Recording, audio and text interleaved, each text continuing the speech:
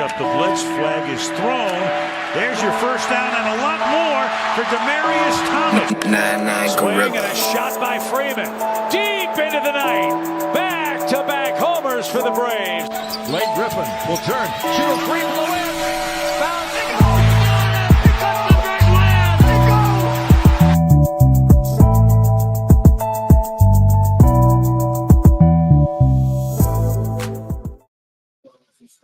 All right, good evening. It's Friday night. You know what that means. It's time for the number one sports podcast in the world. It's time for Sports4U. Live on YouTube. I'm John. Pulling up a chair right now is Mark. We're live on your TV screens, on your laptops, on your desktops, on YouTube and X. Make sure you hit that subscribe button for Sports4U and Townhouse Media Culture Clash. Scan that QR code right there. I was had to season some stuff for tomorrow. So. You cooking tomorrow? Some turkey chops. Ooh, these are big steaks. What kind of steak is this? T-bone. What you gonna eat with it? Steak. You not eat that? Not tonight, I'm not. You supposed to have something to eat. So hit that, scan that QR code right there for Sports4U Culture Clash. So we live on the Friday night. You want a knife or you just go eat it with you? I don't need a knife. It's tender, man. Oh, thank you. What's up, Bella? What up, Sam? Right. So, yeah. Shout out. So shout out. Damn, what up with it? What? So shout out to everybody in the chat right now. We got lots to talk about tonight. Obviously, we got some NBA Cup. Near the end of the NBA Cup right now. Right now, the Rockets, they was down by 12 just now. They done ramped it up, and now they're only down by 1 against the Nuggets. The Cavs beat the Pacers earlier tonight. These games are all over on Prime Video. So this new streaming deal, this new TV deal is NBA's. It's still getting. It's time. I'm getting adjusted to it. Obviously, these games on Prime. Obviously, you still got games on ESPN. You have games on NBC. I did. So we gotta. So it's been good. But Mark, see you on a Friday. Obviously, we got a lot to talk about today. Good. So hope everybody has a good weekend. We're getting close to the holiday. But let's talk some NBA first before we get into the NFL. I'm gonna stall Mark out on the NFL talk right now. Let's talk about the big news of the day yesterday. And that was involving the Los Angeles Lakers. Obviously, we know now the Lakers got new ownership under Mark Walter, and they're going to make some changes. One of those changes came yesterday with the announcement that effective immediately that they terminated Jesse and Joey Buss from their respective front office positions. The younger brothers, the youngest of the Buss brothers. What was the position? So Joey Buss, who's this one right here, the one without the hat, he ran the South Bay Lakers. Jesse, the younger one right here, he was assistant general manager and scout, and one of the top scouts. So he was one of the guys who was out there that found us the Kyle Kuzmas, the Austin Reeves. I could say you throw Josh Hart in there as well. He found those guys. He found those gems. He found Jordan Clarkson. He found the Jordan Clarksons of the world. Alex Caruso.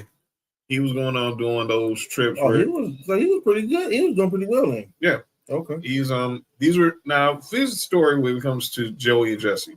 We all know Jeannie, we all know Janie, we know Johnny, we know Jim. Nobody knew about these two until the 09 finals when the Lakers beat Orlando. And they came on stage and we was like, who are these two younger?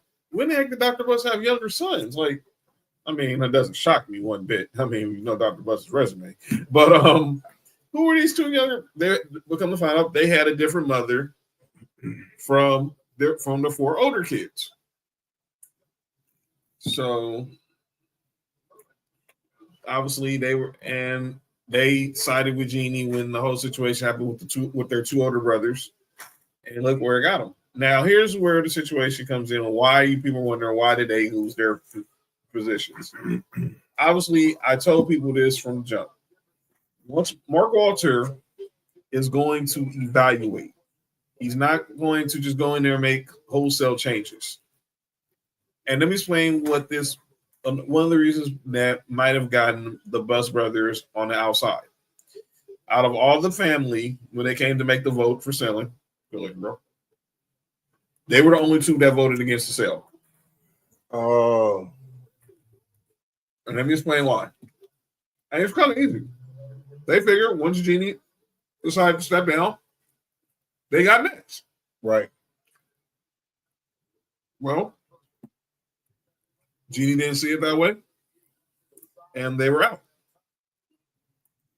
Clear as day. Mm-hmm. Let me the Bruss brothers did release a statement. I'll read that to you guys. This is from Sham Sharani of ESPN. We are extremely honored to have been part of this organization for the last 20 seasons. Thank you, Laker Nation, for embracing our family every step of the way. We wish things could be different with the way our time ended with the team. At times like this, we wish we could ask our dad what he thinks about it all. I'm gonna focus on that last quote. From Joey and Josie Buss on bringing up their father, the late great Dr. Jerry Buss, to be the greatest owner in sports history. At times like this, we wish we could ask our dad what he would think about it all. Well, Dr. Buss was a gambler. He was a poker player. So he would definitely take a roll of the dice. What up, JoJo? He would take a roll of the dice. And this is a $10 billion investment. And the Lakers cashed out. They cashed out at the right time. Mark Walter's been around. And that's exactly, and I said this. This was going to be a process. This wasn't going to be no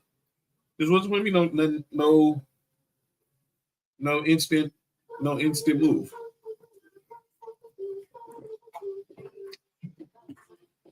Now, I'm shout out to our boy Sam. He hit me up when he saw this news.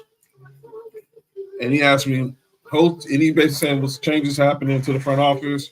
Rob Pelinka gonna get fired. I waited all day to talk about this. I'll take this quote off the stage. I'm trying to quote off the screen from the Buss brothers talking about their dad. But I think their dad would be happy if the situation called for change. Their dad would have made change. This is why Dr. Buss had Jerry West around for so many years. Yes, this is what Mark Walter and the Guggenheim Group did with the Dodgers. They didn't just come in there and fire people. I know people think when they saw that the Buss brothers got fired yesterday, Rob Pelinka was next. No, that's not going to be the case. No, Sam, his days are not numbered. You cannot say that. We do not know if Rob Pelinka's days are numbered. And that brings us to the news of the day. And it involves both of Mark Walter's two most valuable properties not merging into one, but connecting in some way. This news broke today from Ramona Shelburne. Shout out to you, Momo. That Dodger executives, Dodger president of baseball operations, Andrew Friedman, former GM, who's now an executive with the team, Farhan Zaidi, are beginning advisory roles with the Lakers. Our boy Kinsey asked me, does this mean they're going to be making moves? No. Keyword, advisory. They're going in there to advise Mark Walter on what needs to be changed and what doesn't need to change. Sam, they'll wait until the season if it's over by Rob Pelinka. If Rob Pelinka is getting fired, yes, they're not going to fire Rob Pelinka right now. Right now, when the team is 11-4 and fourth in the West, and you just got LeBron back on a game where he had more assists than points, which only he's done 7 times in his entire career. Imagine that, 7 times. Mm-hmm. He's only done that 7 times in his career. But passing is his number one. Let me shut up. Yeah. Hey, little girl, come here. Oh, Area 51 real quick.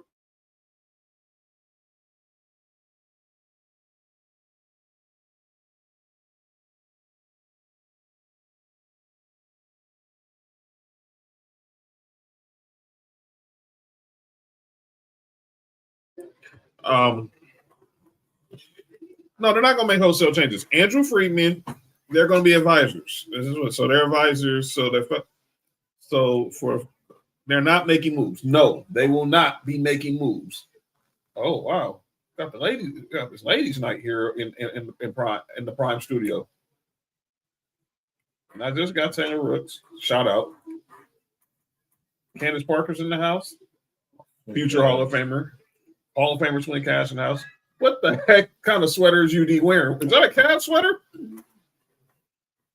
Dude, don't look like Cavs colors, but I'm not going to knock OG. You know what I'm saying? But back to this story. They're going to make sure that if there's some changes that need to be made, they'll make them. I'm gonna bring this up again, Mark. When the Guggenheim Group officially took over control of the Dodgers, they didn't fire Ned Colletti. Colletti stayed on for a year. Eventually, they brought it in. They went and found Andrew Friedman. Whoa, what, Sam? What? What is this going? What the heck is going on here? The Curvy Chaos Collective is here. I only see one person. It's usually 3 of them or more, but it's only 3. But they brought in when they took over. Ned Colletti stayed around for another year. Yes, baby. All right. Where was this? It was on the floor. Where? Over here. Okay. This well, 1 year. Obviously, the next year, Colletti stepped down. He wasn't fired. They moved him up to be an advisor to ownership, and they found Andrew Friedman. Andrew Friedman was running the Tampa Bay Rays, and he was looked at as like this boy genius in baseball. And now look what he's done since he's been with the Dodgers. 5 trips to the World Series, 3 World Series championships. You rang. Was it? What the heck? Oh, boy. Oh, okay. You rang. Was that in Adam's Family? That was Adam's Family, right? You rang. You rang. But JoJo, I wouldn't think of you. I wouldn't compare you to Lurch, JoJo. Just to be clear, you're nowhere near Lurch. You know what I'm saying? I wouldn't even call you Thing. You know what I'm saying? You're not Cousin Ed either. So Wow, Thing. Hey, yo, you're not so. But yeah, anytime I hear you rang, you're thinking about your man Lurch from the Adams Family. So let's go to Samson's bringing up the front office. So we obviously, like I said, with Colletti, Don Mattingly didn't get fired instantly when he was with the Dodgers. They let him stay around for a year with Andrew Friedman, and then it was over. Then it was over after that. And everyone thought Gabe Kapler, who was former MLB player, he had been with the Dodgers as a scout, working in the front office. Everybody thought that Gabe Kapler was going to be that guy. But then some bench coach in San Diego named Dave Roberts interviewed for the job and knocked it out the park. We did the Ice Cube, too. Yo, you good? What happened? No, I can hear you. That visual was 24 visual. That visual was needs to be thrown away in trash, please. Right on brand for Dodgers. Yo, you good? My bad. Okay, let's see. My bad. All right, man. I got one person I'm calling out names. Just keep talking about the Dodgers. Well, John, you got to call the Dodgers for doing the stuff they've been doing. Dude, you think I didn't want to see that crap? I was just sitting at my desk watching the parade, and all I see is Ice Cube performing today. It was a good day, and all of a sudden, here comes Dave Roberts. I don't know what the heck he was doing. It was Turk throwing the back. And Cube, I'm like, dude, Cube, move to that. Like, Cube, don't let that happen. Dude, you don't know how awful that visual looks. Or maybe they like it. Yo, you good? My bad. But here's the deal. So after, and I was like, no, you all right? You all right, man? But obviously, look where the Dodgers are now. What up, Trunks? Oh, Trunks, I got you. Don't worry, I got you. I got you tonight, Trunks. Don't even trip. This one's for you, dog. I got you. What happened? Oh, calling out names? Yeah, we're gonna talk about the truth. All right, let's get to this shit. I want to hear this. All right, but the Lakers are not going to make wholesale changes. JJ's good right now. Rob Pelinka's good right now. The team is good right now. I see what you're saying, Sam. They need help with college scouting, international scouting. That is why do they? I mean, currently they really don't, because if you look at what the Bucks brothers they've did, been hitting Paul's crazy Paul. hey, yo, Pre-Paul. They've been hitting on all of a lot, especially like the later round picks. And the non-draft picks like Austin Reed, Caruso. Like they've been doing well. Like I don't understand what's the necessarily need. But Wow, really? I see what type of stuff the collective is going to be on. Yeah, they don't need that. I mean, and if Andrew Friedman sees there's something wrong with that, he will tell Mark Walter and they will fix the issue. But I think everything's going to be fine. Everything's going to be one day at a time. This whole year, this is going to be the year of transition. If they feel like they need to be changes made, they'll make them. But I don't think JJ's getting fired. He's in year 2 of like a 6-year deal. I don't know about Rob. We'll see. But tonight, but right now, the Lakers are running in a new direction, and the Bus brothers are out. Jeannie is still around. But eventually, she's going to be gone too. Yeah, I don't know why people not understanding. But I thought we said that when the sale first happened. That Jeannie gonna be around maybe for like a year or so. Yeah, then the other people will take over. Right. People forget how nice Paul Pierce was. The game, but no, yeah. Well, don't worry, Trunks. I got you. Don't worry, Trunks. We'll talk about it. I want to talk about something else with the NBA before we get to the NFL and the college football. Do we got a problem with injured players, injured stars? I was listening to Mason Nye on them yesterday. I was talking about this, how it seems like the percentage of stars playing majority of their games is up to like 56%. Down is like it seems like it's going higher of stars missing their games. Like 50% of their star players are missing games. Right. Do we got a problem? I mean, obviously, this is an issue that seems to be played with load management, and I'm gonna take it off of basketball. It's a sports-wise thing. For those who don't know, football and basketball, both the last couple years, the injury numbers have been really high across both leagues. My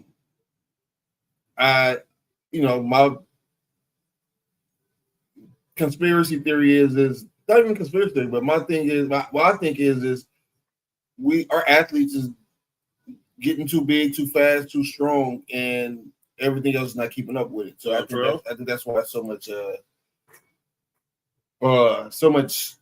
many injuries happening. So I say, yeah, dude, the average NBA All-Star is built like Tayshaun Prince. But it was players built like that in the 80s and 90s. Really? It doesn't get hurt. I just felt like I said, is the problem with the players getting bigger and stronger and faster is the court side is still the same. Right. So, and with football too, it's not as much, you don't have much room to operate. And so I think the quick starting, stopping, cutting, I think there's a lot of that is harder on the body because it's so much more of the weightlifting and all this that's going on. I think it's it's not a lot of time for bodies to rest. I think that's what the problem is. I think me and Nick was talking about that before. It's not a lot of time for the body to rest. So Steve Kerr has been making this pitch for NBA to get rid of back-to-backs. I don't like that neither. I don't like it either because I'm like, Michael Thompson says you can still have players play back-to-back games, but you can limit minutes. Like, I know. I don't know what That's true. That's true. He's right. You can limit minutes. If you don't have to play, just like you don't have to run these dudes into the ground. Like, say, look what happened right now. We're seeing a prime example right now with Bron. Bron played only 30 minutes on Tuesday. Mm-hmm. We play again. Lakers don't play again until Sunday. Then they're going to play like a stretch where they got 3 and 5. Because we got the Clippers on Tuesday, Dallas a week from tonight. They got New Orleans, not this Sunday, but next Sunday, 5th Sunday. And on the second night of a back-to-back, they got Phoenix. But all those games are at home, so there's no travel. But how do you manage minutes? Like Luke was coming off the injury. All three was coming off an injury. Rui was coming off an injury. But are they just saying this because they saw what just happened with the Cavs, who got fined $100,000 because they kind of didn't let everybody know what was going on with Donovan Mitchell and Evan Mobley? I'm not for taking away back-to-backs. We've been seeing back-to-backs as long as we've known basketball. Mm-hmm. Going back-to-back. Like you said, I'm with the manager minutes.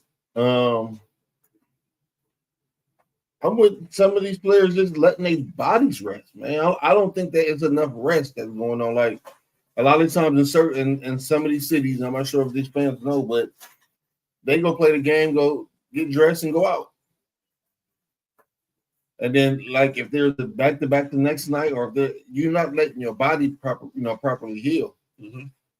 And a lot of these players now are healthier. See, back in the 80s, they was doing all kind of crazy stuff. So their body was already messed up. They was used to the. Right, Coach. I wasn't about to say that, but okay. I'm just saying. Yeah. But I just, you know what I'm saying? I just think that, man, it has to be a healthy balance of you letting the bodies rest. And then I don't know how much they practice throughout the season either. Okay, cool, baby. I'll get you some more. I'll get you some more when those run out. Doesn't Memphis do that? Play like 20? But I think that you bring up the Memphis. What they're doing is like they keep subbing players in and out. I don't like that, Trunks, because you're not building a chemistry, and the players not getting a rhythm. And clearly, we're seeing that because clearly that's part of the reason why John Morant pretty much wants out of Memphis now. And obviously, we'll get down the line if him and Zion will be gone by the trade deadline by after December 15th. But right now, what's Zion trade value? He has none. He literally has none. Yeah, I kind of figured that. He literally has none. There is no trade value for Zion. But I don't know how you fix it. Everyone, I heard John Ireland was saying maybe get rid of a couple of preseason games, cut it down to 4, start the season maybe extra 2 weeks ahead, but maybe get rid of a couple more. It's 6 preseason games now. Maybe cut it down to 4. I think the NBA don't want to do it because they're gonna lose money. That's what the one thing he always says. They want to cut the games down. Especially because I'll be honest with you, like, unless you are a hardcore NBA fan, dog, most fans don't care about the NBA until after the Super Bowl. That's right. You ain't lying. Or Christmas. Christmas. Yeah, but even then, like, if you're a fan who like both football and basketball, right, dog, at Christmas is the heart of NFL season. Now you at the most important part. You know what I'm saying? Mm-hmm. That's what I'm saying. Like, until January, February, most fans don't care about the regular season because there's so many games. So it's like you can lose 5, 6 in a row and still end up having the best record in basketball. Like that's just how it is, unfortunately. 40 minutes a game, start the season. Well, the season starts in October now, Trunks. I mean, were they saying maybe you start at the beginning of October? Right now it starts near the end of October. But I don't know. They're going to have to fix it. I don't know how they're going to fix it. Obviously, look, we're watching the NBA Cup right now. If they pay me enough, I'll fix it. I have some ideas, but I might give them away for free. That's right. You're not supposed to.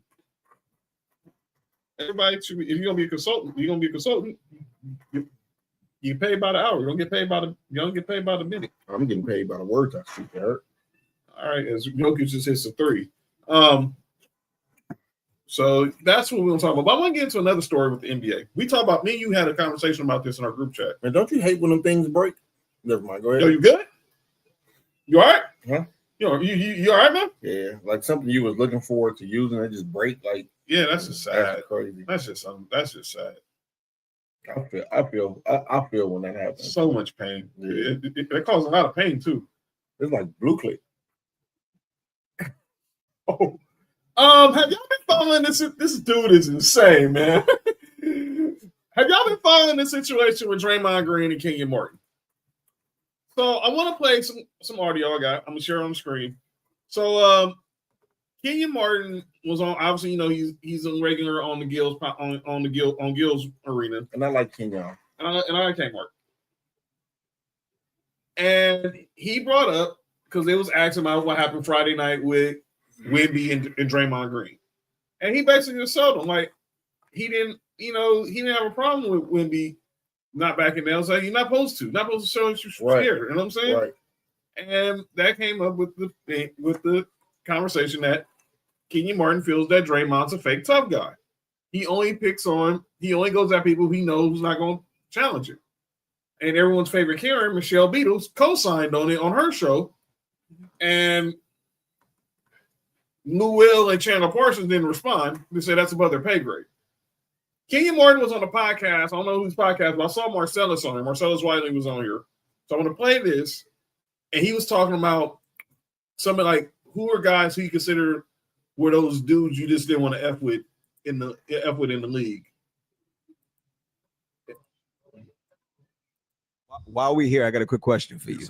Because you always hear about players talk about those guys. Mm-hmm. So you hear like David West, or you hear about the Nays, you hear now it's like James Johnson. Mm-hmm. Like there's a couple of those names out there. Mm-hmm. From your opinion, who are those guys? Like that are really those guys? But in your time and now. Them Davis boys from Indiana. Oh yeah. Mm-hmm. Dale and Antonio brothers. Dale and Antonio Davis. Grown ass. Well, we go there. I can say Oak and Mason too. PJ Brown. PJ Brown. Yeah. Hell yeah. He flipped Charlie. I didn't know he was like that though. Flip, yes, nuts. That will do one of the reasons Charlie was like this, and he like this. So see, don't mess size. Don't see. That's the thing, y'all. Different size. No, you.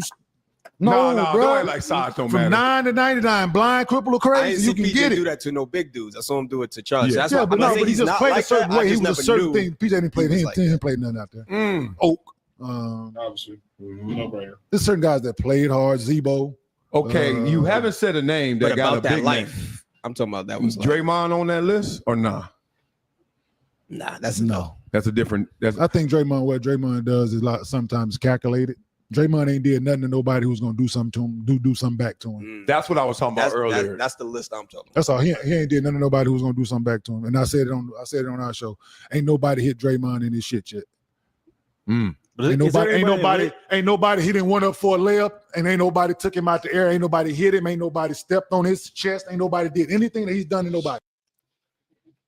All right, that was Kenyon Martin on a podcast. Had Marcellus Wiley, some other guys on there. Gotta get the name of it. That's the Marcellus Wiley podcast. All right, so what year? Kmart retired 2000 and like say 2013 or 14 somewhere. I look it up right now. Yeah, but Draymond Green responded, and as Draymond will on the Draymond Green show. I've held off on responding multiple times. Kenyon Martin was born in Saginaw, Michigan, born and raised in Saginaw. So the constant shots has been a little confusing to me because I don't quite know where they came from. And you think, someone that was a number one pick that didn't quite have the career that I've had when you talk defensive player of the year or 9 all defensive teams that I have, and he has 0. 1 all-star? Make no mistake about it. You are an all-star. I'll give you that. A lot of people can't say they're an all-star, so I'll give you that. You're a one-time all-star. That's beautiful.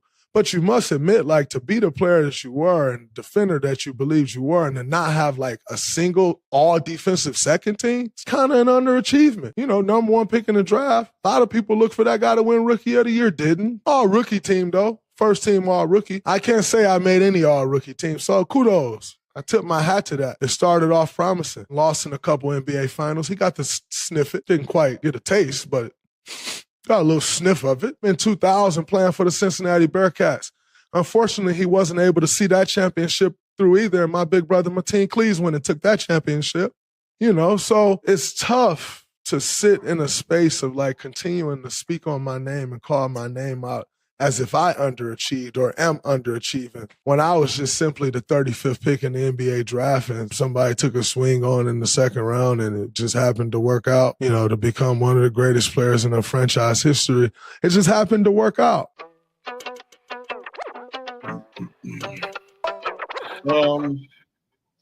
Wow. Wow.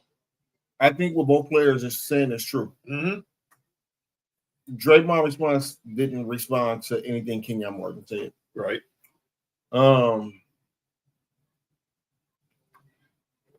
I do think that, you know, back in, you know, I hate to say it, back in our day,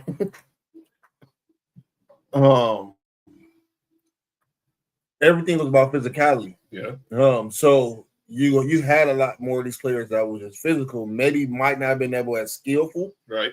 But that was their job in the league, was to be physical, was to be the enforcer, was to be the you're not getting no little guys getting layups in here. You know what I'm saying? Dog, I'm telling you right now, because we can continue this conversation.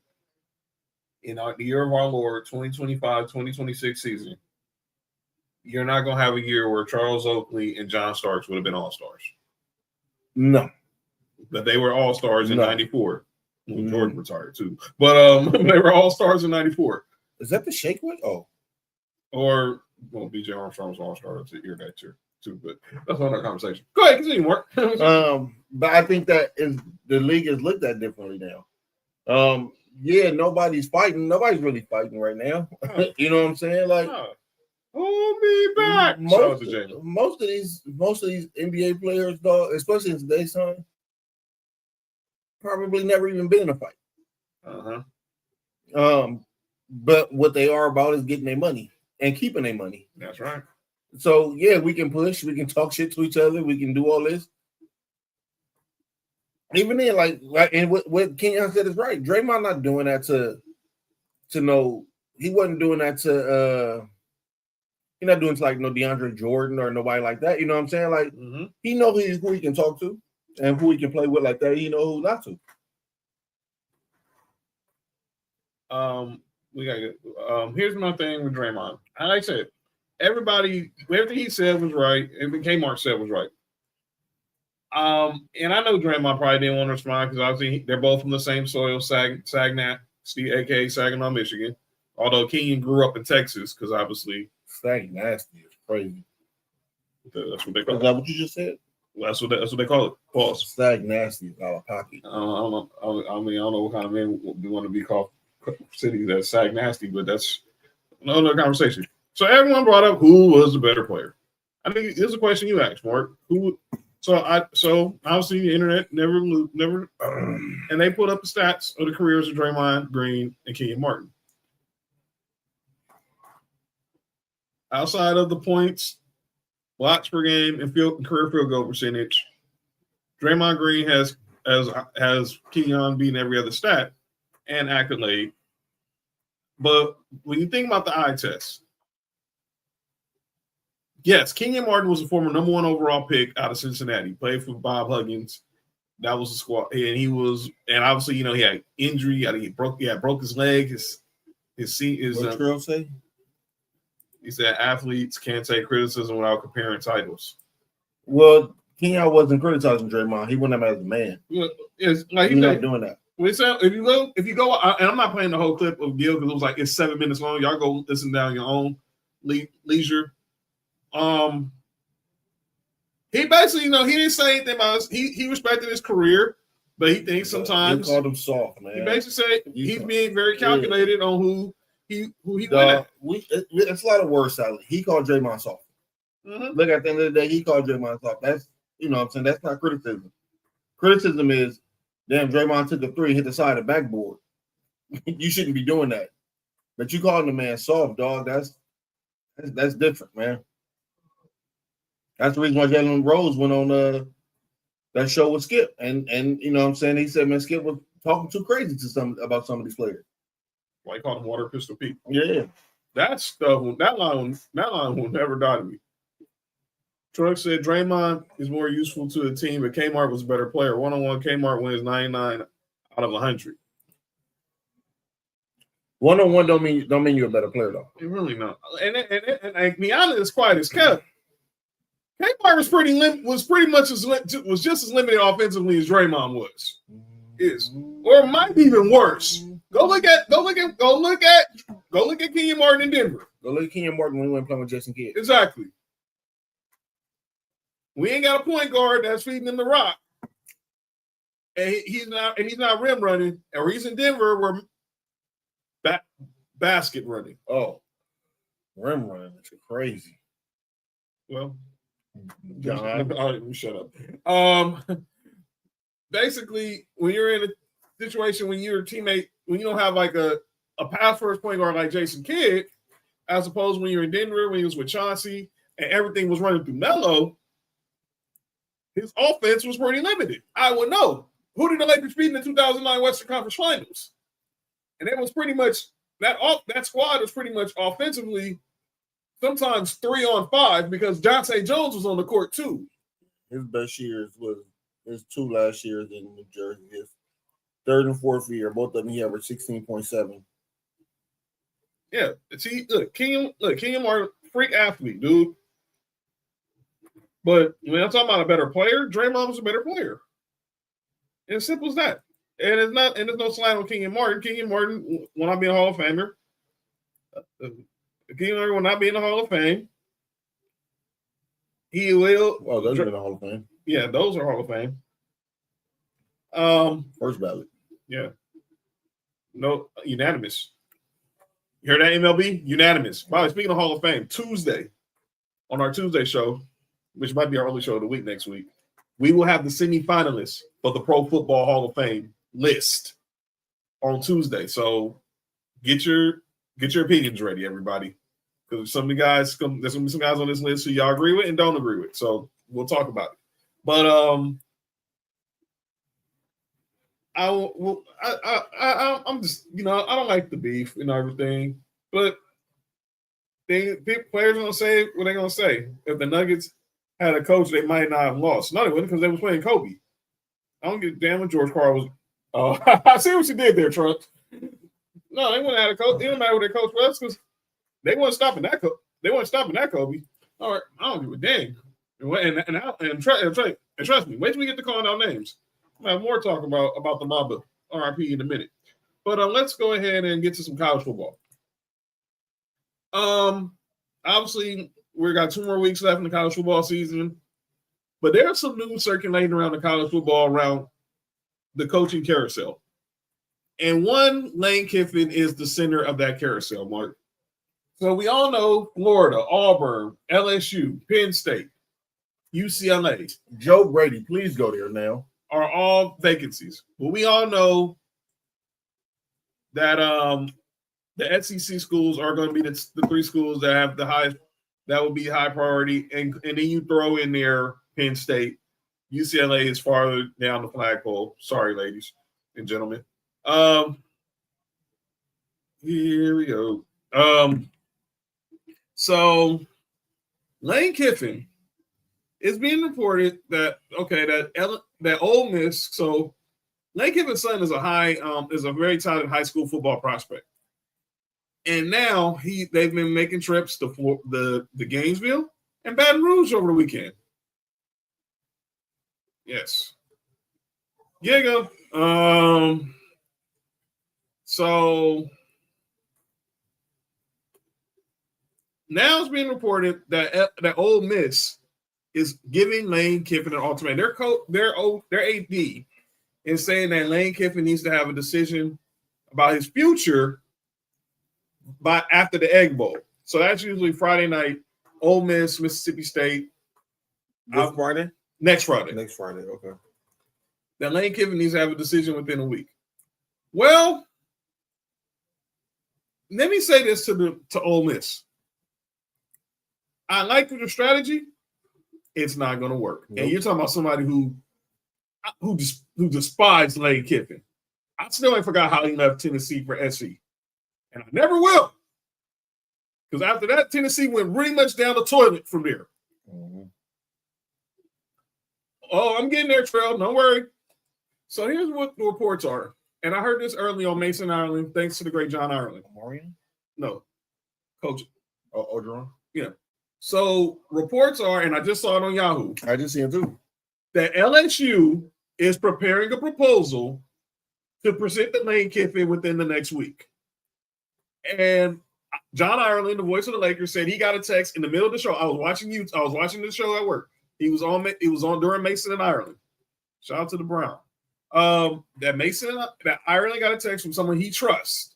And he says, Lane Kiffin to LSU in 2 weeks. And he's bringing Coach O with him to be the defensive line coach. People forget, when Lane Kiffin was at USC, Coach O, Ed Orgeron, the former coach at LSU who won them a national championship with Joe Burrow, with Justin Jefferson, with Jamar Chase, with Clyde Edwards-Helaire, with Thad Moss, Randy Moss's son, was the defensive line coach. Where Lane's going? Huh? Where Lane's going? No, you good? Oh, you're good? You good? So he said. He said, "Oh, might be our assistant in lanes." No, not those lanes, man. You all right, man? You all right? Man, I don't know if Lane's going to the Baton Rouge, but I wouldn't put it past them. But they wouldn't be wearing that color. I can tell you that much. Exactly, Terrell.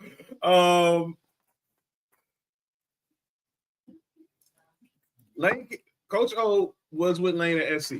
They have a history together, and he was a defensive line coach. He was his top recruiter. He was his top recruiter. And then when Lane got fired, Coach O took over. Who's the head recruiter? Who's the head recruiter? I don't know, but I know that's what everybody wants.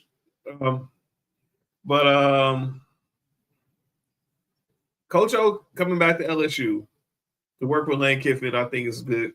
And obviously, he was the defensive line coach under Les Miles before Les Miles got fired, and then he took over. And obviously, we all know what happened with Joe Burrow and the rest of that squad that went on to win the Natty in 2019. With I'm good. With Joe Burrow winning the Heisman, and obviously Jamar Chase and Justin Jefferson and Clyde Edwards-Helaire, and that offense, which was just high-powered. And obviously Coach O ended up, after Joe Burrow and those guys left, things went back pretty much back to normal. But LSU, they bring in Brian Kelly. Sorry, Tro. And now they're going to be hot on the trail for Lane Kiffin. Now, I still think you cannot rule out Florida. I do think the Gators are me personally, I do think the Gators are his primary destination or his first choice. Do I think it happens? It all depends on what the money looks like. I think LSU is, I guarantee you, LSU is going to have a game plan ready to get Lane Kiffin to Baton Rouge. But here's where I think Ole Miss messed up. You're going to give this man an ultimatum. You guys are a playoff team right now. So why would you give him an ultimatum to know within a week? They're not hiring him until his season is over. He loses tomorrow in the playoffs, they're going to announce it the next day that he's going to whatever school. Right. They're not doing that in the playoffs. The coaching carousel will be on freeze until Lane Kiffin gets hired. Book it. You heard it here first. Right. They will not. Florida, LSU, Auburn, Penn State, UCLA.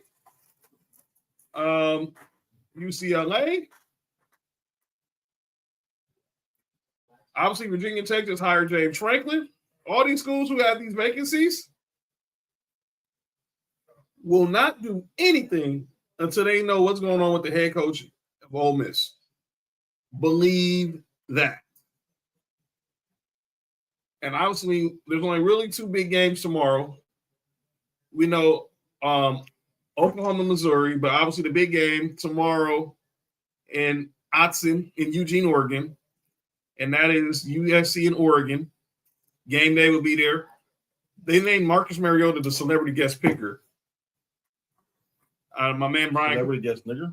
Yo, you good? Yo, you all right? Yeah, I thought No, I did not say that. I did not say that. But my guy Brian Cohen, who's this associate producer at Mason Island, he was a little upset that he's a Chargers fan. Like, why didn't they call Justin Herbert? He's on the bye week too. Justin Herbert just threw for 87 yards. Yeah, I'll get you started on that. My freaking fantasy team. See what happens we trust the Chargers? That's my fantasy. It should be everyone's, but I'm selfish. But it should be yours. That should be everybody. No, you going NFL. Yeah. So yeah, we'll keep an eye on that. But Lane Kiffin will not be hired immediately after the regular season is over. Not after conference championship Saturday. Not after they announce who's going to be in the college football playoff. He will be hired when Ole Miss season is over. Over. Mm-hmm. Case dismissed.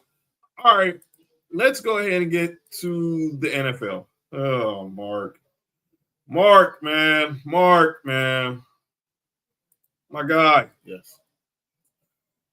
I named today's show. It's tough that this show is called H-Town Billing. And you clearly see the Bills. Oh, I see why he did Big Buffalo and with Batman. I see it. Because they're the fake superhero. Oh, that's crazy. And the Texans were the Joker. But last night. And Joker's better. Oh, no, Nicholson's the best Joker. Sorry, RP Heath Ledger, but Nicholson's the best Joker. I know. Look, man. I'm old school. Uncle Jack. I'm not gonna be mad if anybody say Heath Ledger. I'm not gonna be mad if anybody say Heath Ledger. I understand nostalgia, but I love Uncle Jack, but I'm not gonna be mad if anybody say Heath Ledger. Heath Ledger was crazy. I'm not gonna say anybody mad if Heath Ledger RIP. But I think I'm favorite of Jack, but I know a lot of people will say Heath Ledger. I'm about to go on the lane. Or I'm not really say about Jared Leto. Heath Ledger was a better Joker than anybody with Batman. How about that?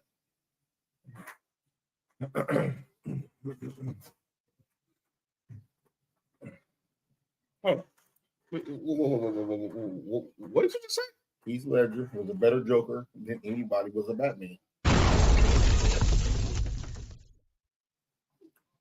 Listen, man. Heath Ledger smoked that joint, man.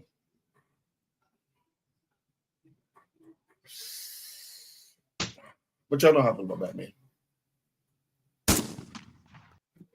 Yeah. What up, JT? Bills, yeah. Yo, Sam, you good? Bills got what? Okay. But yeah, let's talk about what happened last night in H-Town. Oh, boy.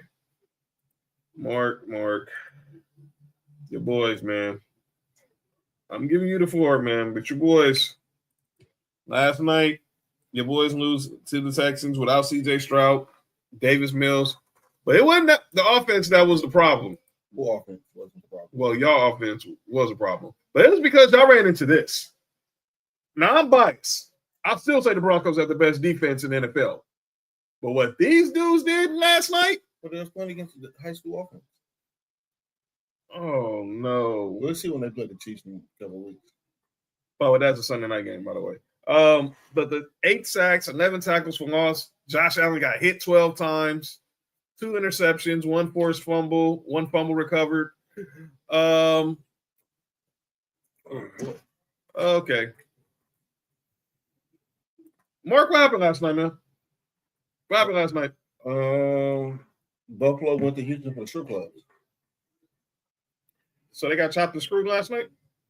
Yeah, pretty much, man. Again, but first off, let me say, man, shout out to Cody, man. Shout out to Cody. I'm about to say, Cody said he was going to try to pull up every guy off work, but we'll definitely talk to him on Tuesday. Yeah, man. I'm gonna text him. But shout out to Cody, man. You know, better team won, man. They was better on offense and defense with their backup quarterback.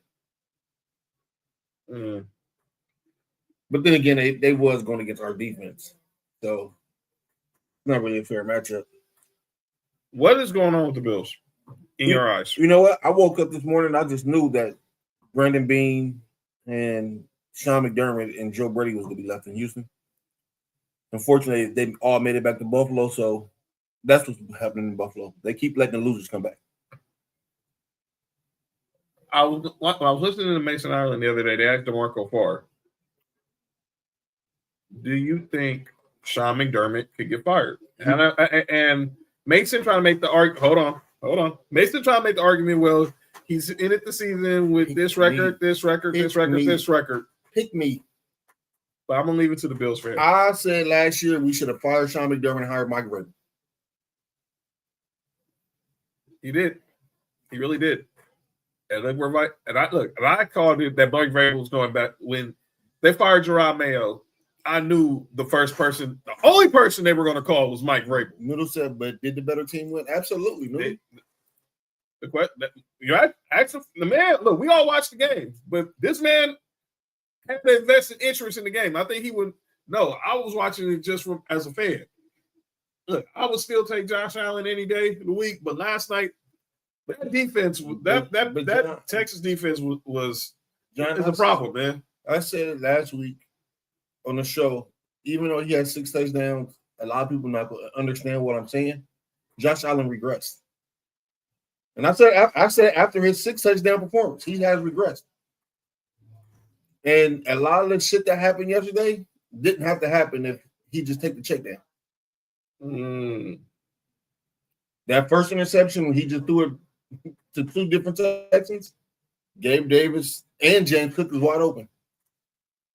But he instead chose to throw it into coverage with 3 people. I like it. Just decisions like that just don't make no sense. What about the Texans? Is their defense? Yes. The defense is legit. You got to think, dog. This is the same defense last year that Josh Allen had his worst game of his career against last year. When he was like 9 for 25 with like 100 yards. It was a horrible game for Josh Allen last year with Houston. Yes, this defense is crazy, dog. Why do I say Mark? He always got to play like Superman. That Trell said, "Why does Josh Allen always have to be Because Brandon Beane thinks he is Superman. That's what the problem is. This is where the problem starts. It starts with Brandon Beane.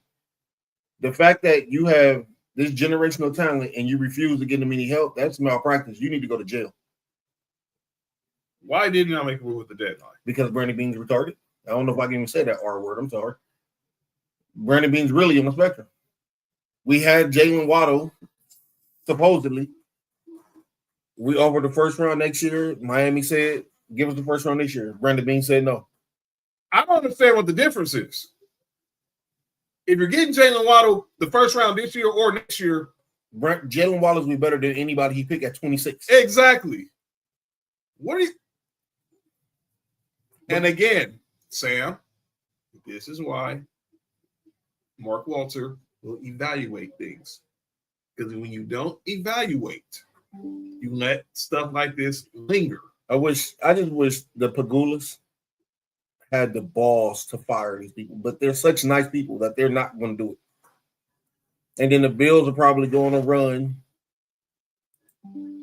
More than likely, the Bills probably going to run, get to the second round, and then that's going to be enough to keep the job there again. Dog, I was under the impression that you should have been fired after the 13 seconds. That whole staff should have been fired at 13 seconds. There's no way you get that shit up. Boy. I don't look. We got like 6 more. We got 6 more weeks left in the season, and we got at least 3 losses for sure coming. And we play the Patriots one more time. We play the Eagles, and we play the Bengals. I think all 3 games will be losses. So you think the Bengals is a loss? Yes. They're gonna have Jamar Chase back. Yes. Yeah, this will be a loss. They also got their quarterback back. Yes, I know. It's going to be a loss. Eagles, that's going to be a loss. And I think we're going to lose to the Patriots. That's at least 3 more losses. Oh, boy. Let's look ahead. Obviously, we got a very interesting week in the National Football League on Sunday afternoon. Starting with the Sunday with the 1:00 slate, we have the Chiefs taking on Daniel Jones and those Colts, and then obviously that's really the highlight of the 1:00 Eastern window. The game now seems like everyone seems to be paying attention to this game now for some odd reason. But everybody has all eyes now on Cowboys versus the Eagles. Obviously, we all know it's a divisional game, but everyone still has their eyes on this game based off what the Cowboys did to the Raiders. Why, I don't know, but I think I want to share with you. and now everybody's now focused on every little thing A.J. Brown says. Let's talk about that before we get to Cardell names. So A.J. Brown was doing his media yesterday, and he answers, and obviously there's a lot of talk about there's been some frustration amongst Eagles players with Jalen Hurts. Go figure. Where did you hear that from? Where did you hear that first? I wonder where they heard that first. Oh, I just thought about something. Let me go to this list. Go back. I got a list for us. So A.J. Brown is saying that. So A.J. Brown is saying that they asked him about the frustrations of the with the Eagles. Now he basically said that Draymond crazy. I fuck with Draymond. So he's basically saying people ask him, is he the same player from last year? And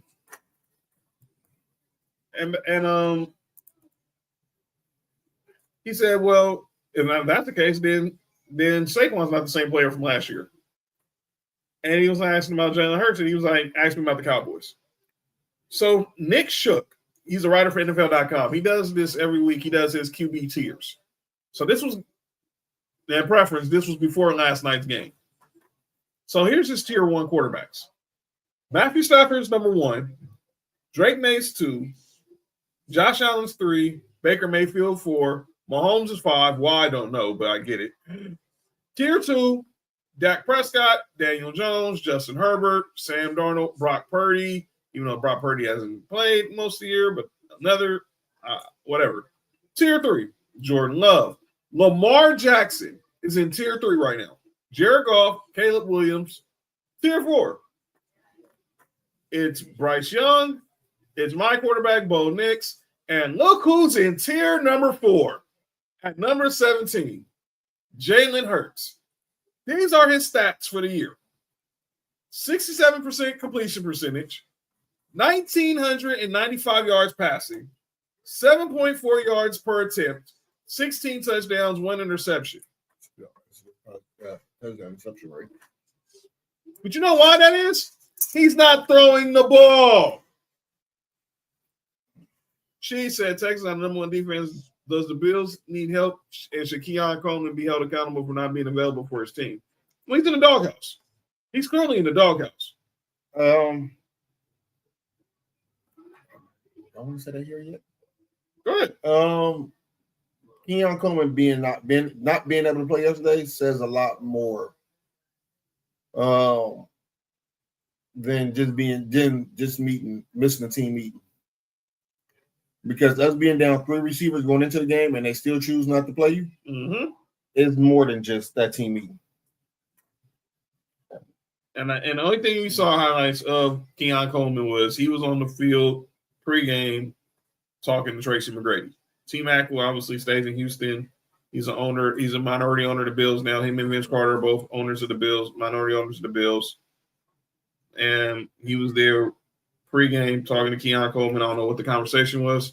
Yo, relax, Bella. But everybody's saying, all that talk, people will call me, Mark, and Nick haters for hating on Jalen Hurts. We try to tell y'all stuff. Listen to us when we're talking. We're telling y'all stuff not because we want to be fans, not because we're trying to be hate on y'all, but we're trying to tell you what our eyes are seeing. Y'all want to put Jalen Hurts as a top 5 quarterback, but he's not. But he's listed right now as a tier 4. And as they were saying that, like people were saying that they're not exposing him because they want to save him for the playoffs. No, they're not exposing him because he's not throwing the ball down the field. AJ Brown, his first 3 years, was top 10 in receiving yards, tips, separation, yards, all that. He's in the bottom. He was in the bottom 5 of everything this year. I just want everybody to know that last year, Jalen Hurts was like 20th in passing yards last year. Mm-hmm. I mean, that right there says it all, but that is what it is. She asked, do you believe the media gives Josh Allen excuses? No, they don't. Because Josh Allen actually delivered in the playoffs.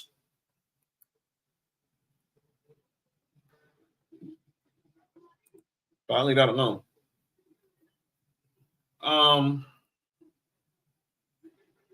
Back to the schedule. Jalen Hurts has definitely declined.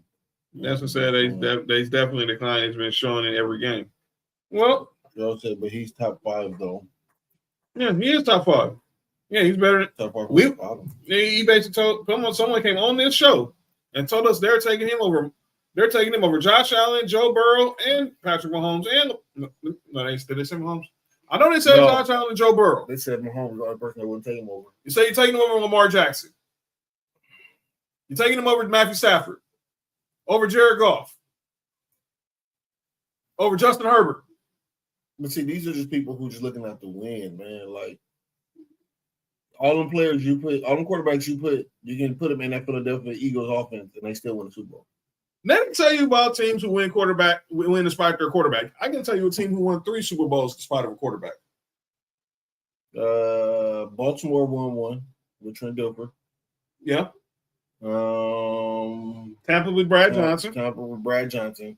But I can tell you a franchise who did it 3 times. Who? Oh, with Peyton Manning?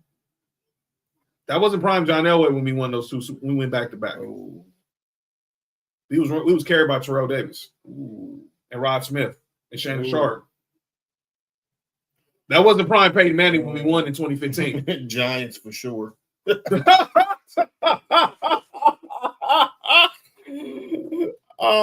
So it's more the Eagles. It's the Eagles team, dog. When you got the best offensive line, you got the best running back in the league. You got 2 number 1 receivers, and you got a front 7. You got one of the most feared front 7s in football. Come on, man. The University of Georgia. Right? We watched the game Sunday. Y'all watched with us. A shout out to all those who watched Sunday Night Lights and contribute. And showed they probably did. They showed their Sunday Night Lights and contributed to great content.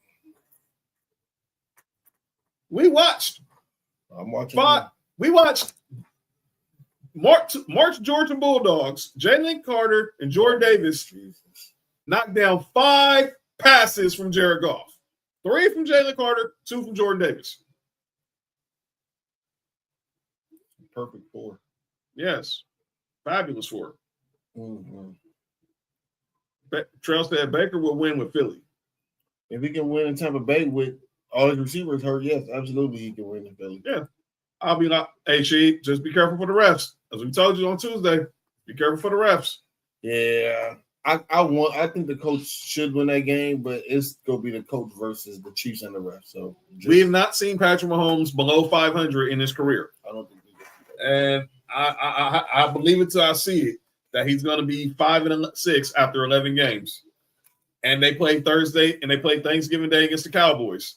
Do you really think Patrick Mahomes is going to be his first Thanksgiving game in AT&T Stadium below 500? Think about it. Just think about it. But we'll see. We'll see. But Sunday night. But first of all, Sunday afternoon, culture clash. The Southern Civil War.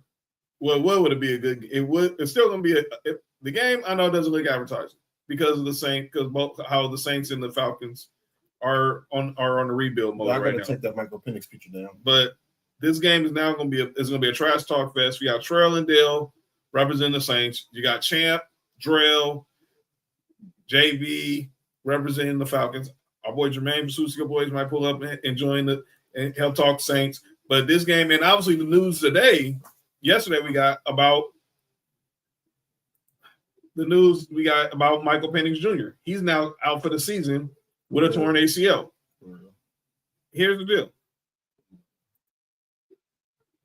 Mahomes going down on Turkey Day. All right. So No, I think career. no, it's career.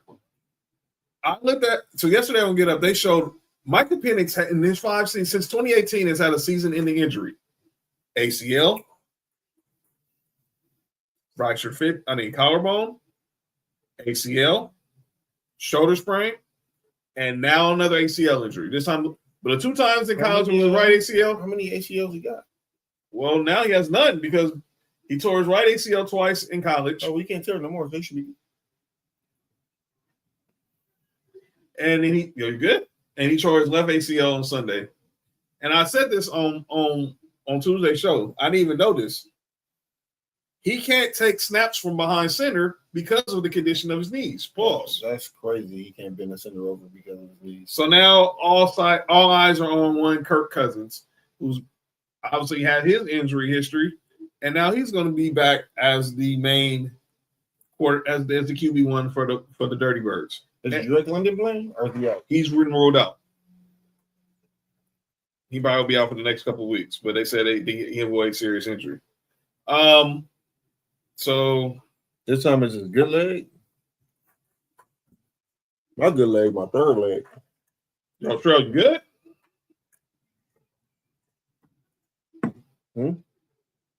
What y'all said? Call no names. Oh yeah, that's good there. But yeah, but Sunday night also, before we get to call out names, Sunday night lights, me and Mark, or it's probably just gonna be me. Mark might be on assignment that day. Shout out to Nymph as his brothers Buccaneers take on Matthew Stafford and the Rams Sunday night football. By the way, the 500 Sunday night football game of the career of Chris Collinsworth. So congratulations. I know he gets a lot of crap because people think he glazes a lot of the quarterbacks, but shout out to Chris Collinsworth. He's one of the best in the business. I mean, glazes Mahomes. Yeah, that part. But let's get to the segment that everyone talks about. Yo, Noodle, you good? What? Yo, using your third leg on the football field is crazy. All right. I mean, Yo, you good? All right, ladies and gentlemen, it's time for I've used it before. It is time for the segment that is often imitated, it's never duplicated. Some people say stuff in the sports world, and this is the place where we got to call them out. Ladies and gentlemen, it is time for calling out names. And I will open this up because I have a few people I need to call out. Pause.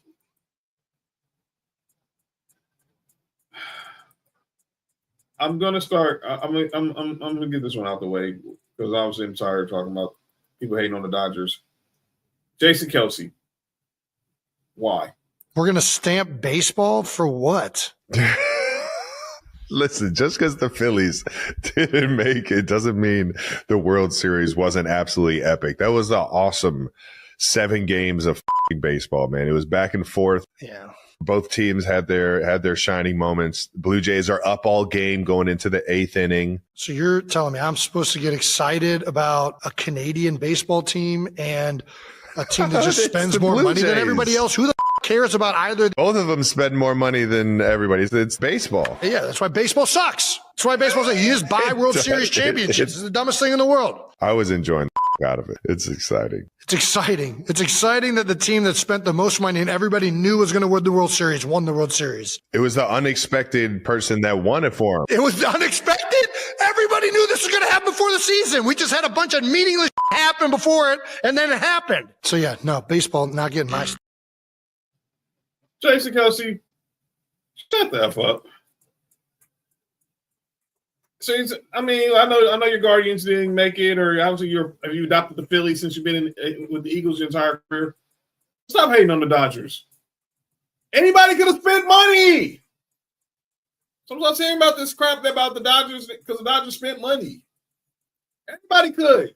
Everybody can. Hey, and look, I took a lot of shots at Canada, but let's not hate on the Blue Jays. They had a good year. They're a good team, and probably back. And they might be back there next year. But stop it. All right, my second calling out names. It's the sport of boxing. What the heck are we doing, man? I'm glad that Gervonta Davis and Chris Paul fight got canceled. Yeah, it only got canceled only for us to get this. We're going to get Jake Paul versus Anthony Joshua right a month later. They had the first face-off today. It's going down December 19th in Miami on Netflix. Jake Paul versus Anthony Joshua. Speaking of boxing, yeah. Boxing bag. Yeah. That was a second round knockout. First round knockout. Hey, yo. Why are we getting these fights, man? Jake Paul, you really gonna fight Anthony Joshua? Really? Okay. Jake Paul brings in and the rumor, he's bringing in money. I ain't gonna look. Businessman, he's a big businessman. But obviously the person that's big business. But let me also say, yeah, it is big business. But I also report that Anderson Silva's going to box Tyron Woodley on this card. I saw Alicia Bumgarner's going to be on this card. Alicia Bumgarner? Yes, the female boxer. She's dope. I thought that was the Giants pitcher. No, not Madison Bumgarner, and not the dude from The Office, Brian Bumgarner. But and then another thing with boxing. 10 years ago, we were supposed to get this super fight between Floyd Mayweather and Manny Pacquiao. Oh. Now look what's happening 10 years later, possibly. No. We could be possibly getting the sequel of Floyd Mayweather versus Manny Pacquiao sometime in 2026. What are we doing? You know how many years we waited for this fight? I remember how this fight happened. So let me tell you a story. God, this is a year before Sophie was born when I was still with her mom. It was her Sophie's older sister's 18th birthday. Me, her mom, her older sister, my mom, my Aunt Phyllis, we were in the living room watching this fight. The fight started at 6 on pay-per-view. Pay-per-view crashed. DirecTV crashed that day because everybody was logging into this fight at the same time. I did not get on. My TV was a black screen for 30 minutes. Now, they gave my mama credit for it, but still, we wait. And then when we get to the fight, Manny hurts his shoulder. Because he went on steroids. And I told y'all Floyd was going to win. Everyone was like, why Floyd didn't knock him out? Because that's not what Floyd does. If y'all ain't watched a Floyd Mayweather fight, I don't know what to tell you. Ever since Floyd changed his name to Money, it was the Money Team Floyd. Yes. He stopped knocking niggas out. When he was Pretty Boy, it might have been different. Wait, what? So the reports are that crash wasn't an accident. Wait, what? Oh, what? All right. Where we watched the fight at, it wasn't. Yeah, it was. I know, Joe, though. Where we watched the fight, it wasn't no crash. You seen the whole thing. Look, I saw the whole fight, but as far oh yeah, look, I saw the fight, but the undercards they was blacked out for a good 45 minutes. But I saw Mayweather Pacquiao, and now they might do that fight next year, which also will be the same year that we're supposed to get Floyd Mayweather versus Mike Tyson. Floyd Mayweather will fight Kangaroo in a minute. Well, hey, he's fighting in Japan, so we might as well go fight in Australia. All right. So let's get to my real call-out names. This for you, Trunks. Waiting for this one all day. So, ladies, gentlemen, I'm tell you right now, get your earphones, get your earplugs, you're going to need it. Paul Pierce. The next face of the league is going to be Luka Doncic. Possibly. So what were you saying before he said that? You were saying, Mike, when the face of the league? Well, the face of the league, I think the next face of the league is in college right and all now. of these guys, it was Mike retired, and then it was Kobe, Like Shaq, Kobe Tim, was never KG. just like the face of the league. You know what I'm saying? Yeah. Like it was Jordan. Yeah. Then, like, cause think about it, Kobe was young. Yeah, for sure. He was young when Mike Well, retired. you He could was probably, only I in guess you could say it was Shaq. and then you could probably say like Shaq or something like that, 'Cause or Shaq, like even to this Iverson day, for a year or two. Yes. Like, I think you know because what even I'm to this saying? day, Shaq is still one of the most famous globally people. Yeah, because he's the done so NBA's much ever produced, on and off right? the court. Yeah. He's done music. He's done Yeah. movies. He's got a big So personality. Shaq was a big fucking star, bro. Like Yeah. he was a very famous basketball player That- to a level that like Yeah. none of these younger Which- guys can compare to.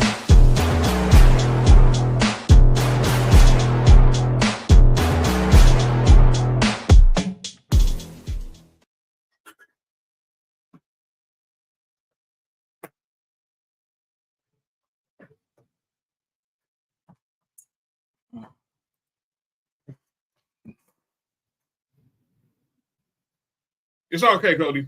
We know you was at work. I just, I just thought you were gonna maybe want to come in for 5 seconds and talk about the Texans. Oh, sometimes people come in 5 seconds. Yeah, it happens. That's happened to me Sometimes get too excited. Sometimes you get too excited. That's happened to me before. Yeah, it happens to the best of us sometimes. Let me be clear.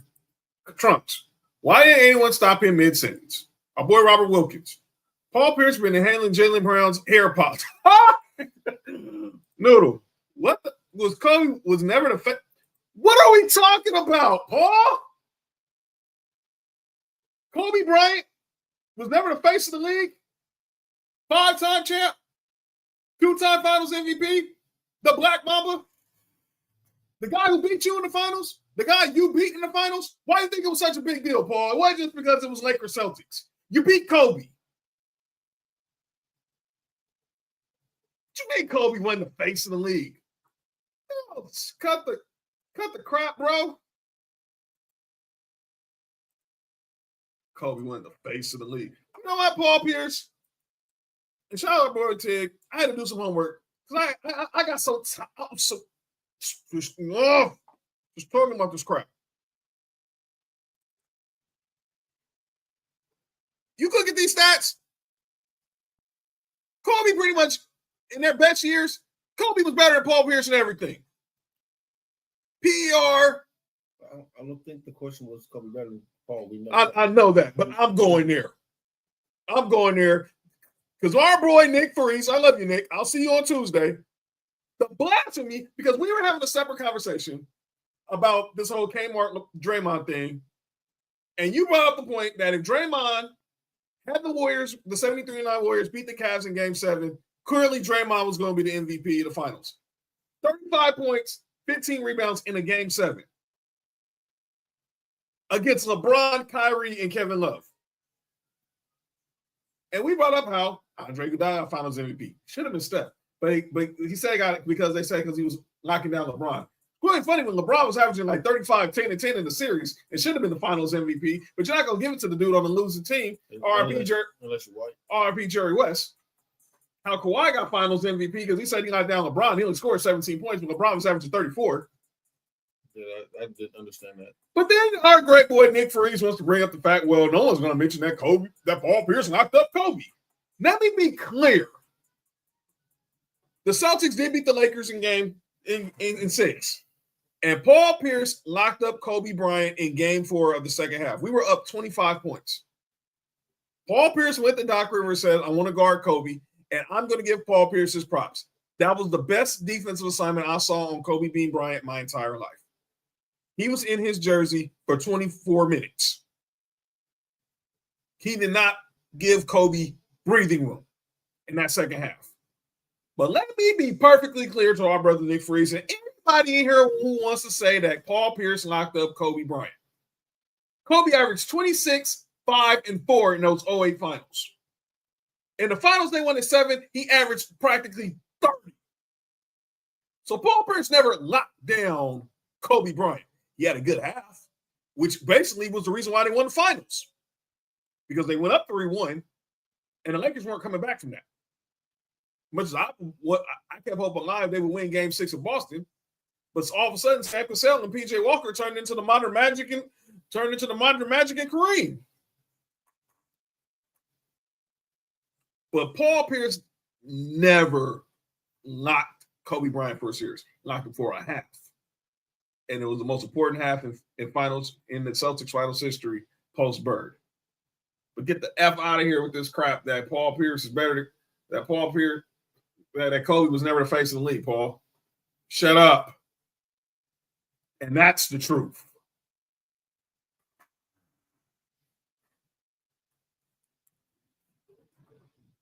Paul Pierce. Cody said, know what Cody said? I think he was the face of a generation. I don't know if the media made him the face of the league. To me, he was the face of the league. Hey, what's up, Kiara? Man event mama's in the building. Yes, Kobe was the face of the league. What are we talking about? The face of the league. And for say, we're going to talk about when me and you were born. So we were born in the 80s. It was Magic and Bird. Then it went to Jordan. Then it was Shaq. Then it was Kobe. And now it's LeBron. Those have been the face of the league of the last 40 years. If you want to go to pre-Magic and Bird, it was Wilt, it was Bill Russell, it was Kareem, it was Jerry West. But don't tell me Kobe Bryant was never the face of the league. What are we talking about? I agree. I don't know how long he lasted, but I agree. Even if it was for a short amount of time, he was. I give him that. From 05 to me, Kobe was the face of the league. He was the face of the league, really, to me, if you want to talk about as far as his prime, from 05 to 2012. And then Bron came in, and it's been him ever since. But if you want to be are you saying best player in the league or face of the league? Because those are two different things. Okay. Do you want to say face of the league? My personal belief, Kobe was the face of the league until the day he retired. And Bron was the best player in the league. That's me. That's my opinion. That's my opinion. I get that. But I would not argue if someone said at that time Bron was the face of the league. I think I might have. But if I want to say a cutoff, I will say 2010. After LeBron won his second MVP. I got Bron before. I got face of the league. Again, face of the league. I got Bron before. I got Bron maybe 08-ish, 09-ish, and Kobe was the years between Shaq and that. So I give you. I mean, I give you that, but I still think that Kobe was the best player in the league until whenever I think he was the best player in the league. That's not even important. But Kobe was still the best player in the league, but I think that the face of the league, I think they knew it was. I think it was given. It was Bron. For me, I think it was Bron from like 08 until now. I won't argue there. Frank says 05 to 2011. It definitely was post Shaq. It was post Shaq. It was definitely post Shaq. Shaq had it from 2000 to 04. And then when the Kobe Shaq split happened, we really know the face of the league. Mm-hmm. T-Mac was not the face of the league. T-Mac, you can argue T-Mac might be the best player in the league at that time, though. The face of the league, T-Mac wasn't the face. He was definitely in that conversation of being, because I was either you were a T-Mac guy, you were a Kobe guy. It was pretty much that. But as far as face of the league, that in T-Mac's peak, Shaq was still there, and then it went with the Kobe. But for Paul Pierce to say Kobe was never the face of the league is flat out dumb, and it's a lie. Stop, cut the crap. I think that's Celtic hate. Yeah, it is, but I think that's I mean, Cornbread Maxwell still gets mad, still talks trash to us from every game, but but that's just me. What's the criteria to be the face according to Trump? Okay, I think we might all have different answers, but I'll go with mine. It's not just what you do on the court; that plays a big part in it. But how? This the hurt coach. What you about to say about the hurt coach? I know what you're saying, but about the hurt coach. How recognizable you are off the court? If the common fan will realize, obviously, the casual fan recognizes you, wears your gear. You might not be the person might not be a diehard Lakers fan like me and like Trunks. Yeah, but if they turn on the screen and Kobe's on, they're stopping what they're doing. If LeBron's on, they're stopping what they're doing. What year did LeBron beat Detroit? 07? Yes. Yeah, 08 after that. 08 was Kobe's year. Yeah. LeBron lost the finals in 07 to the Spurs. Yeah. 08. That 07 team. Kobe had the cachet, but Bron didn't really get that until the Heatles. Nah. I think Bron was global. No, Bron was global then too. Bron was global. Bron was global. The hate didn't really start until the Heatles. Yeah, Bron was global, man. Yeah. Bron was global. Yeah. Because even then, when Bron in early Bron years, when Stephen A. Smith was saying Bron was better than Jordan, we're not getting to that. Bron was global. I think Cody said, I think who puts butts in seats, who sells shoes, jerseys, and gets the most face time. Well, not like Kobe, but Bron was global. Let's be clear. Bron was global. It was global. Bron was global in high school. That's where the difference comes from. Bron was global in high school.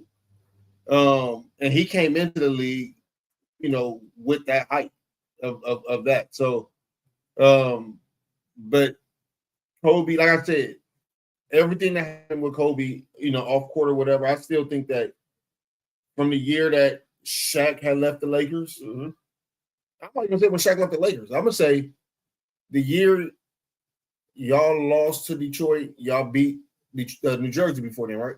We beat Jersey in 02. We lost in 03. Yeah. We got eliminated by the Spurs in 03, and then we lost to the Pistons in 04. Okay. I think that year when y'all lost to the Spurs. Oh boy.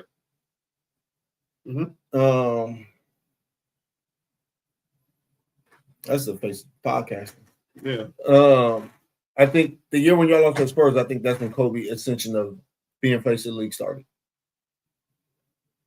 So I'm not going to say after Shaq left. I'm going to say even when Shaq was still on the team, I think that's when Kobe was started to be a face of the league. Well, you ain't gonna argue with here, and I let Shaq. I think, and for those who said that Shaq wasn't the best player on the Lakers during those years, go get drug tested, please. And I think that I'm just to the fact that we have to separate the two, best and face. You don't have to be one of the other, but you can't be both. You can't, Cody. Clearly. And a lot of times, at one point in the league, you are both. Mm-hmm. But like I said, for me, when LeBron might have been face of the league 08, 09, I said that's for me. It started after he beat Detroit. God, that was great. Because after that, that's when everything started. That's when a lot of people started to take notice of what was happening there. All right, you got anybody calling on names before we get up out of here? Yeah, go ahead. Terry Pegula. Oh boy. I have to wake up 2 more weeks. Matter of fact, you about to be like Stephen A. Smith on here. Oh boy. For those who don't know, Terry Pegula is the owner of the Buffalo Bills, and they're great. The Pegulas are great people. Yes, they've been great. But great owners. They own the Buffalo Sabres, the NHL team. They bought the Bills. Their daughter Jessica, one of the best tennis players in the world. But yeah, Steph is never. Yeah, I got of course Cody. Steph has never been the face of the league, sir. Yeah, I got to rep my boy Cody. Got on the ball with a green shirt today. There were years where Brown was the best player. Nah, Steph was not the face. And when Steph wasn't the face. Unfortunately. By the way, Steph showed up today in some Oregon dunks. They're playing the Blazers tonight. He showed up in some Oregon threes, I should say. Yeah. He's really letting Under Armour know. You really effed up by letting me be a free agent. But okay, what up, Dalton? T-Mac was never the face of the league. Never. Cody. T-Mac was never the face of the league. He was the best player, but he was never the face. The Pegulas, man. Until all 3 of them is gone. Yeah. Can't believe he was out there talking to Keon last night. Yeah, he was out there. Yeah, T-Mac was out there. For those who know, I said earlier. Well, a lot of people don't know is anytime Josh Allen was running up on the sideline, Keon was the one that was catching the ball for him. So Keon is still, attached to the team. I still think the players still have faith in him. I just think that the owners and the coaches is really low on him, production-wise. And then this is not the first meeting he missed or was late to. So, but damn all that. Oh yeah, the Pegulas. As long as Brandon Bean and Sean McDermott and Joe Brady still there, y'all don't call out names. I got one more card on them. Let's talk about it. All you sports fans, and I'm going to also bring this up Wednesday on Sports4U Wrestling. All you people who are upset for Cam Scatterboo for having the bit with Monday. Let me be perfectly clear. So those who didn't see, I don't have the footage, so I want WWE to try to delete us off YouTube.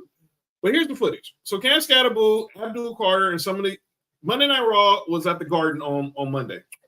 Dude, did IU drop the ball? Oh man, yeah. We'll talk about that on Tuesday. Did he drop the ball? But I don't know if he did, but we gotta discuss that. What the heck is going on with that situation? I need to know about that contract. So Monday Night Raw was at the Garden on Monday. John Cena's last Monday Night Raw. You saw the Eagles there. I saw Big Dom and Cooper DeJean was there. And then they over to the Giants. Obviously, you see Cam Scatterboo. He's sitting next to comedian Andrew Schultz. Abdul Carter sitting behind him. By the way, Abdul Carter, don't ever in your life ask to wear the number 56 ever again. Ever. You don't get that. Until you play like Lawrence Taylor, you can't be up there being late for meetings, bro. I don't want to hear it. Don't ever.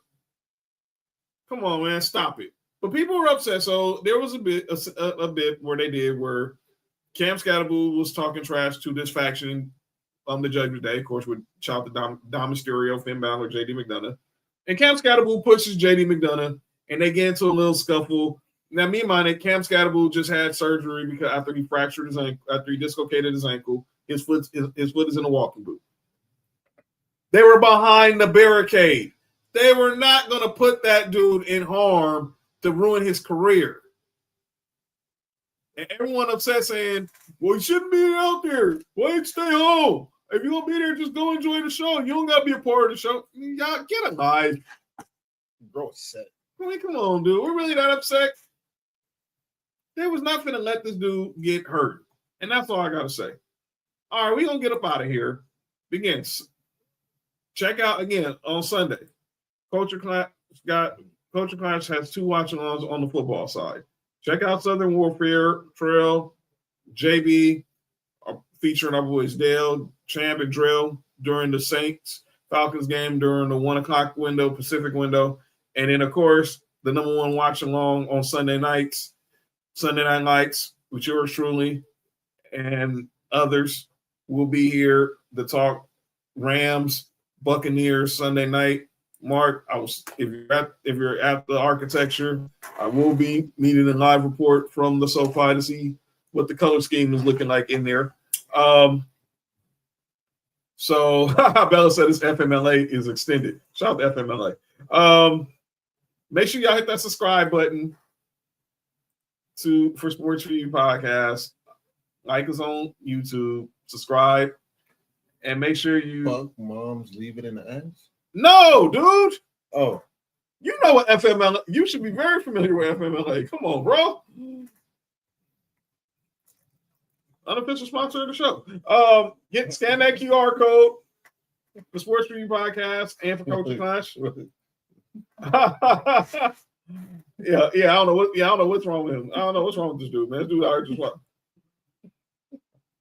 I don't know what's wrong with this dude. Say real quick. Yeah, go ahead.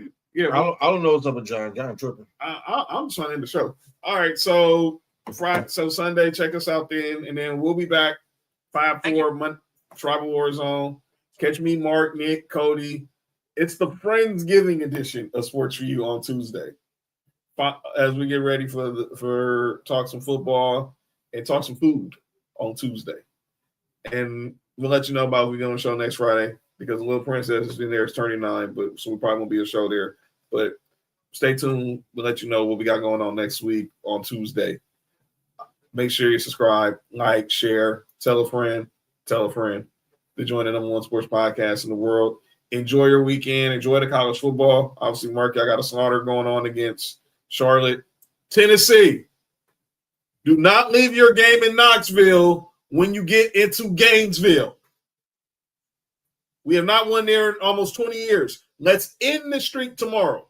They don't have a coach. There is no excuse for y'all to lose tomorrow. None. Not a one. And we will keep your eyes on that situation with Lane Kiffin as well. If he's possibly be the next head coach at LSU or Florida. So we will see y'all next week. Enjoy the weekend. Enjoy all the sports. This has been Sports for You. I'm John. That's Mark. The VIP section, the comment section. Y'all are wonderful. We love it. And enjoy y'all sports weekend. Peace out, everybody.